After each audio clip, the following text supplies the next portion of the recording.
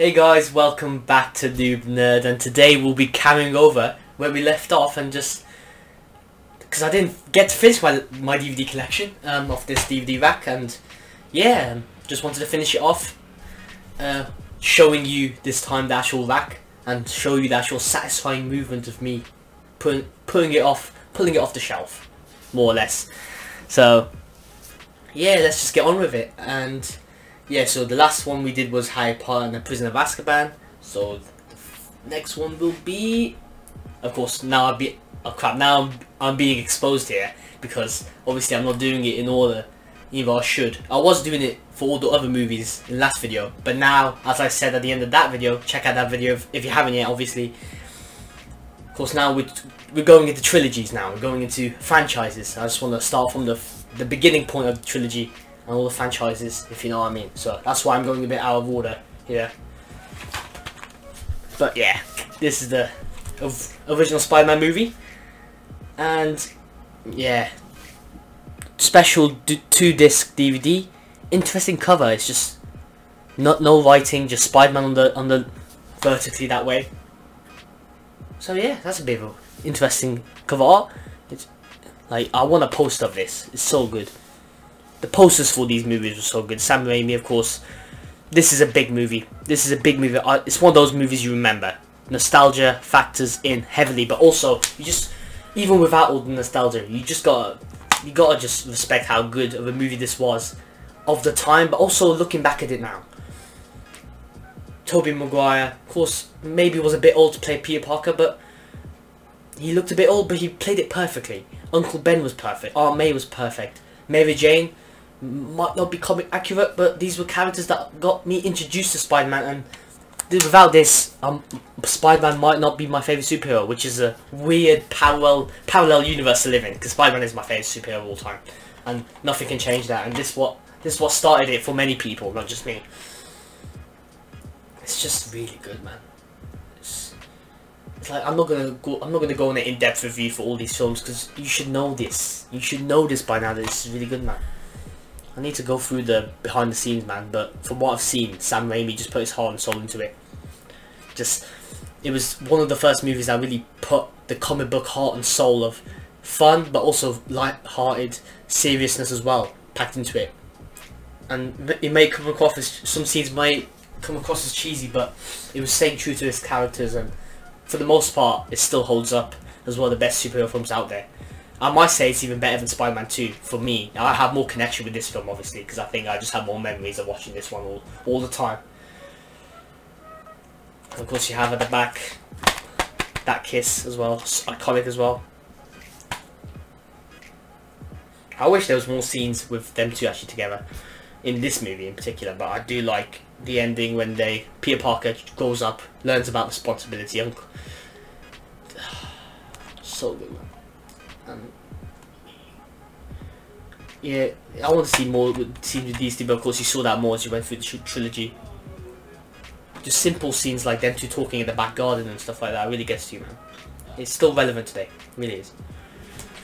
Enough of that. Let's move on to the sequel, but even better than the sequel, Spider-Man 2.1, not just 2.1 of course. The .1 representing the little extra footage that actually is, because apparently, from what I've seen, it's 8 minutes extra footage. Okay, mate. 2 brand new scenes. And I think I already forgot which scenes they were, so I think you could find this on YouTube anyway. Of course, Spider-Man 2, of course, many see as, again, like one of the best sequels ever made, and it's a great movie. It just elevates the character and really makes you see things in a different perspective, while also giving you more of the Spider-Man you know and love. Just making him question who he is, and is the power and responsibility worth it? Dr. Octopus is a great villain, and so the camera's actually zooming in here, if you can see it. Of course, he's a tragedy. There's a tragedy with him as well. But both characters suffer from tragedies, but it's how they deal with it that makes them a hero or villain. It's really good. It's such good stuff again, man. Like, of course, instead of the villain sacrificing himself here. The train scene, of course, really the pinnacle, technically the pinnacle of this trilogy. Technically, man, really is. I say that as if I have more connection with the first film, but I need to watch this film even more so, because it's just you couldn't think that you couldn't think that he couldn't make it even better, but he did it, man. He did it, man. Of course, at the end you have Mary Jane stops having her wedding with J. Jonah Jameson's son to be with Peter, and Peter loses his powers. That was always an interesting subplot, because it was never fully explained why he did that. But it was just, looking back, it's probably because he didn't want to be Spider-Man anymore. It's the whole that they recreated the comic for that, the comic cover as well. Really good, man. Really good stuff. And interesting cover choice as well. Sorry guys, I think the original Spider-Man 2 cut will have obviously the Spider-Man 2, the most known poster with him and Mary Jane together, but of course here it's just him being chased by the Dr. Octopus, of course, the evil artificial intelligence that could be the reason that he was being so evil in the first place. But in the eye reflection, they always did that in the films. Eye reflection of Spider-Man's beautifully made costume, probably one of the best costumes of Spider-Man. Well, best superhero suits in general. Really good stuff. Unfortunately, excuse me guys, my nose is healing from last video. No Spider-Man 3. Couldn't think why not. Why my brother decided to not get that film. Don't know. I think in this case he only gets good movies. But Spider-Man 3 is still a decent movie. I don't think it's as bad as people say. But in this case, let's move on to another franchise. And of course, this is the only Star Wars prequel that my brother actually got. Revenge of the Sith. Probably most likely because he didn't like the first two maybe as much as this one. I think this is most widely agreed to be the best Star Wars prequel. Yeah, I watched it myself a few months, 6 months before like The Force Awakens in full. Like I watched clips of it like beforehand when I was a kid, but obviously I was very young when this came out. So I watched it in full, and it is a good movie. It's a decent movie when I compare it to Phantom Menace and Attack of the Clones. And of course, as you see, Anakin Skywalker's descent into Darth Vader. Some scenes a bit convoluted, plot holes, and then, of course, a bit too much politics that aren't actually that interesting. But looking back again at this movie, a lot of memes have been made, but memes have been made for the good stuff, you know what I mean? And Obi-Wan, of course, by Ewan McGregor, is so good. Rumours of him coming back. Anakin Skywalker, I hope he comes back for the Rise of Skywalker. Darth Sidious, of course, deliciously evil as always, serves his purpose really well. Padme, of course, also serves her purpose really well. The lightsaber duel is very long and epic. Maybe not the best one, but still very emotionally driven. And yeah, when you look at it throughout the whole saga, it really is an important movie to watch, and I had a good time watching it. And I just wish there was more development with Dooku before he got killed at the start of the film. Even though that was an intense scene, and of course the first step of Anakin becoming dark side user. But yeah, this is a good film. I might need to watch more of this as well. Of course, the behind the scenes stuff of this is really good. I watched it mostly on YouTube actually. Really good, really good. It's always fast. Every Star Wars behind the scenes is really good, man. I watched like an hour of Phantom Menace behind the scenes they released on YouTube ages ago, or a couple of months ago. Fascinating stuff. Decent stuff. And now, of course, you go from Star Wars Revenge of the Sith to Episode 4, A New Hope. Yeah, probably just simple but effective this was, wasn't it? It's weird. This has got like a PC demo for Star Wars, the Lego game. Really good game. It's got the original theatrical. Oh yeah, these limited editions of all the Star Wars DVDs that my brother has. Of course, they have the theatrical edition, but also they have the remastered editions. I think this is remastered and the original theatrical one. That's cool. With commentary by George Lucas himself. Of course, newly designed covers. I think Han Solo's has a weird little hair. That's not the hair in the film, is it? This is the original poster. Yeah, it's nothing. What else do you want to say? It's a timeless classic. That's just simple plot, but hints to a larger world that you feel lived in. You feel like Luke Skywalker quickly and assertively you follow him through this journey. And Darth Vader's just ominous threat who's not even in the film for that long, but you just, every scene is just fills with dread. And Obi-Wan just fills you with good old-fashioned mentoring, and it's sad when he dies. Peter Cushing's really good as Tarkin as well. Leia, of course. The scenes in the Death Star are the best to me. I think of course the sassy one-liners between all these characters. Han Solo like just doing it for the money. Luke trying to rescue the princess, being a bit annoying with his squeaky voice, and Leia, of course, when she gets rescued, stands up against everyone else. It's really good stuff, man. Always willing to watch clips of it. Like if it comes on TV, you're gonna watch this, man. You just are. And now we move on to again another worthy sequel, Episode 5 of Empire Strikes Back. Again, watch this in full, probably later than I should have, considering its quality.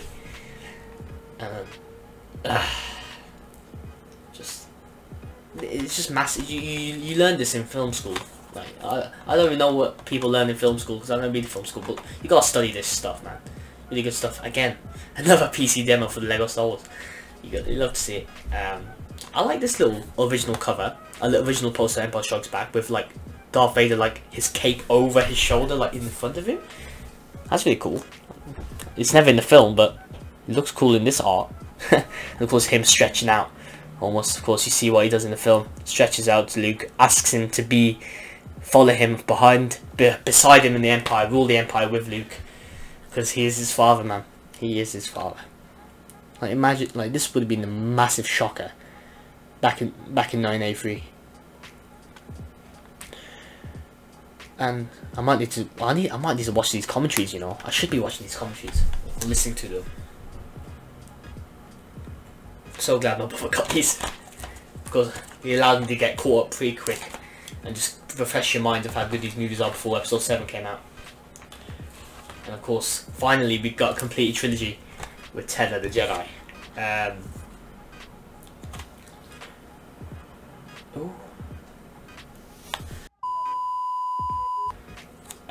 Apologies for that. I think my screen went off a bit. Sorry, I wasn't just appreciating the cover art again and certain clothing choices. Yeah, so here's Return of the Jedi. First, I've got a complete trilogy. I like Return of the Jedi a lot as well. The Ewoks, they've grown on me over the years.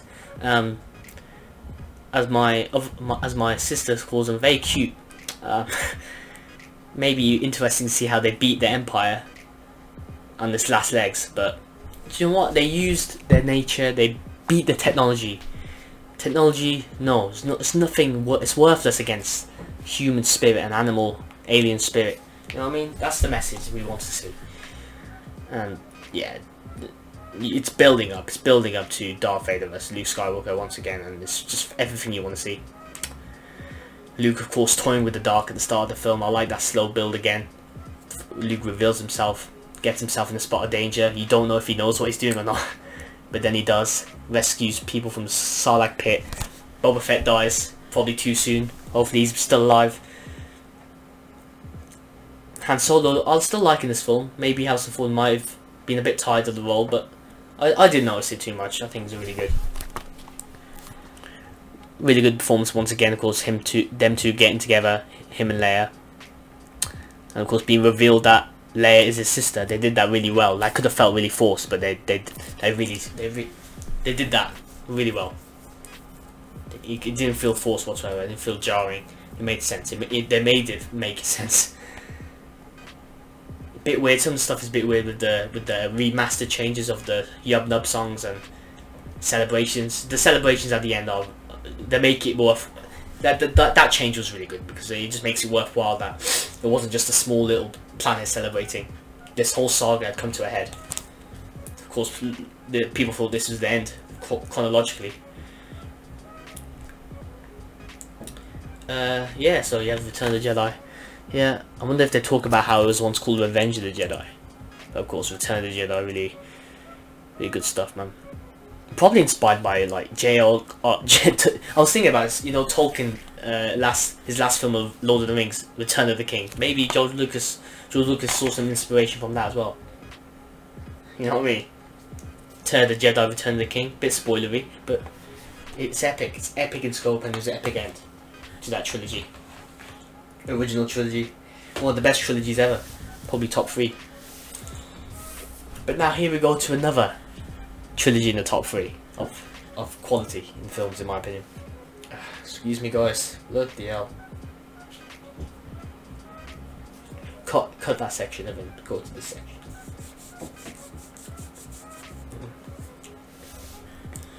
Three, 2, 1. Go. Batman Begins. See, my brother's now stacking now. My brother's now stacking with all these DVDs. I'll tell you when I get to my DVDs. But like I said before, these are mostly his. And I'm grateful for that. Such a good cover art again. I like the orange hue it has. Gotham does feel really dirty and dirty and just depressing place to live. But you also see the origins of Bruce Wayne and why he wants to save the city, and the Ra's al Ghul stuff's legendary, man.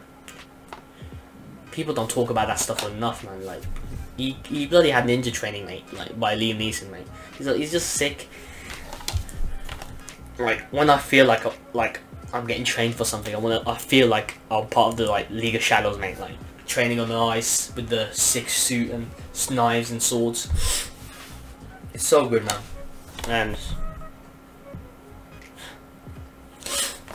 rated 12. You wouldn't think back in the day, man. He really reinvigorated Batman, brought it back to basics, not back to earth after the recent films. 2-disc special edition. The Tumblr. You see a lot about how they made the Tumblr and the creation of everything, man. It does feel really practical, minimalistic CGI.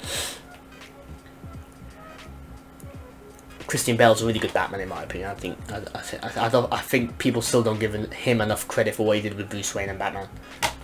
I think it's really good. Scarecrow, played by Cillian Murphy. He's a more popular actor now. He's a Peaky Blinders. Wish you saw more of him in the film, but when he was on film, I actually got scared. I remember when I was a kid, I was properly scared of bloody Batman. You know, Batman when he was like, when he was like, had this toxin on him, he used the toxin on Scarecrow to make Batman himself look scary. That was so creepy when I was a kid. Let alone Scarecrow, man. Like, he did really good job of portraying Bruce's fear of bats, even when he was a kid before his parents got killed. And just the fear was a really good theme presented in the film. Really good. It made me feel scared when I was a kid, man. But it really makes you feel like he's gonna stand up for his fears and become the hero we all know and love. Lucius Fox by Morgan Freeman, lovely. I love Morgan Freeman. Michael Caine as Alfred again, best casting. Jim Gordon, Gary Oldman. I think it's just perfect casting all aboard, you know. Like, even though it's a more realistic take on the character, it's still a proper definitive take, man. Definitive origin. And then you have again, some people claim the definitive superhero film, The Dark Knight. So glad they didn't call this like Batman 2 or Batman vs Joker. The Dark Knight just elevates it into an epic. Like, this is not like a Batman movie anymore. This is a Batman movie, but it's like this is a world movie. This is a movie about the times. This is a movie about society. You know what I mean? It sounds like I'm taking piss, but look at that cover. Like my brother was always going to be a big fan of this. Loads of people are big fans of this film. I remember waking up back in my old house, had a poster of The Dark Knight with him and Joker. I woke up, I should be scared. I see Heath Ledger's scary Joker face when I wake up in the morning with my brother's poster.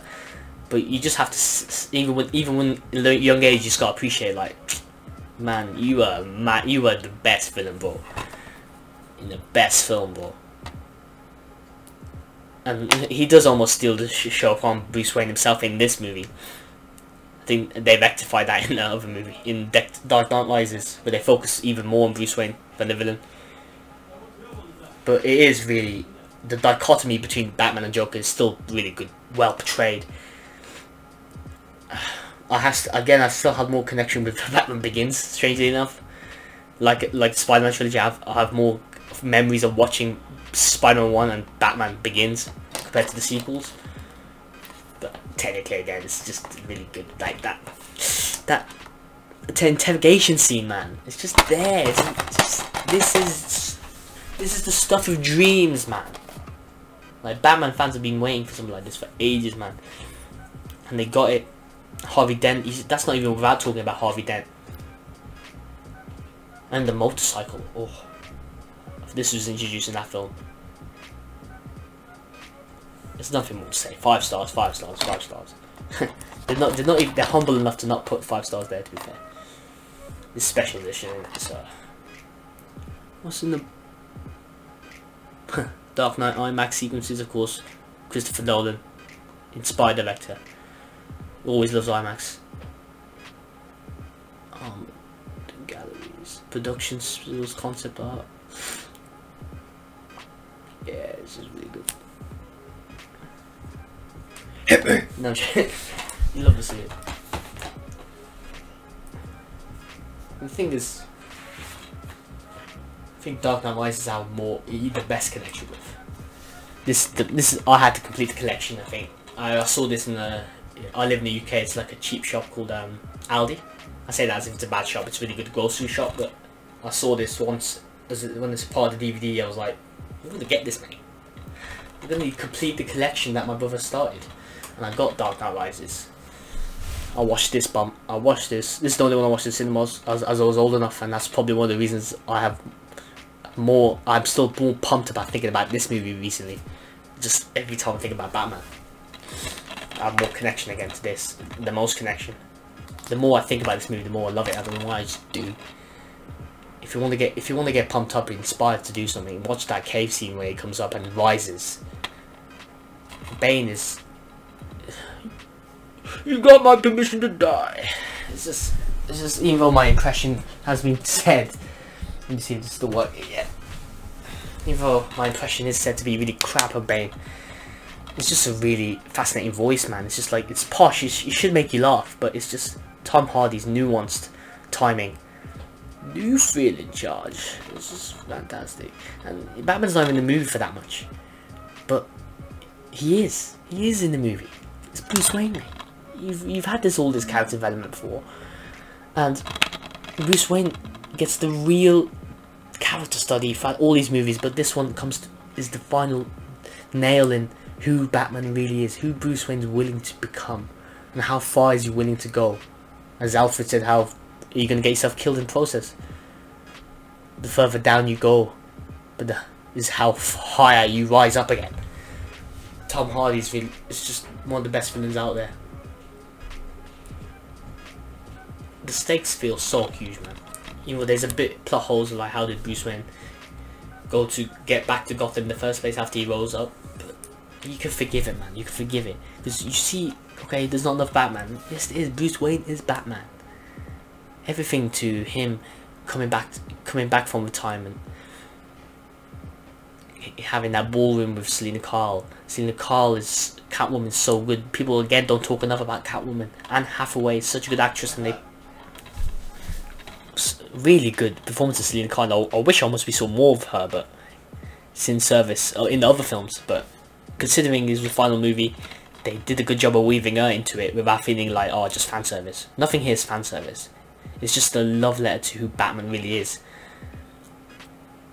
and the story that's necessary. Not the story we needed, the story we deserve. You know what I mean?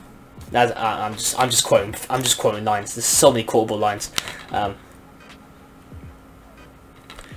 This movie, man, it's so good. Bruce Wayne, man, just every scene it just feels character driven, and just it adds element after element and adds so much to each character. Bane starts off as like almost a henchman before you don't really see who he is, just a big muscly guy, but then you get more and more and more of who he is, who he actually is. Everyone just gets significant character development. Alfred is like, I don't want to see you die. Lucius Fox even, that's the only character you could say that doesn't even get much development, but he's just that he serves his purpose well. Anyway, so you love him anyway. Commissioner Gordon, again, feeling guilty about Harvey Dent. Everything, just the more you think about it, the more you just feel like the characters were just so fleshed out so well. It's really, it's insane, man. It just blows my mind, man. How can people be disappointed with this stuff? With this really solid shabba. Not gonna swear. Even though I've probably already sworn. Can't even put this back. So good. Watch it. Here we go. So that's the end of all this, and I think I should be carrying on with my other vinyl DVDs and Blu-rays that I haven't actually fit onto this one, but it's right here for me to show you. But screw it, I'm just gonna leave this for my final part. I think I've said enough. I feel after that Dark Knight Rises talk, I just feel, whew, I will get off. Feel like I need to take a break, but I have one more part to show you guys, and then I promise you that's the DVD collection should be done. But if you like this, if you lasted the whole video, I'll massively appreciate it. Not sure if the part 3 will be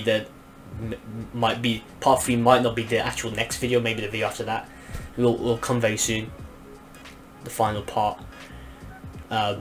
I might have another review type of stuff. I'm still figuring things out, but I've watched a lot of shows. I've finished a lot of shows, both new and now, both recent shows and old shows. But stuff I really want to talk about, and I think you guys find relevant and interesting, hopefully. And yeah, like, comment, subscribe, share. I always appreciate support. If you made it this far, subscribe with the notifications on so you never miss a video. And I'll see you guys next time. Bye.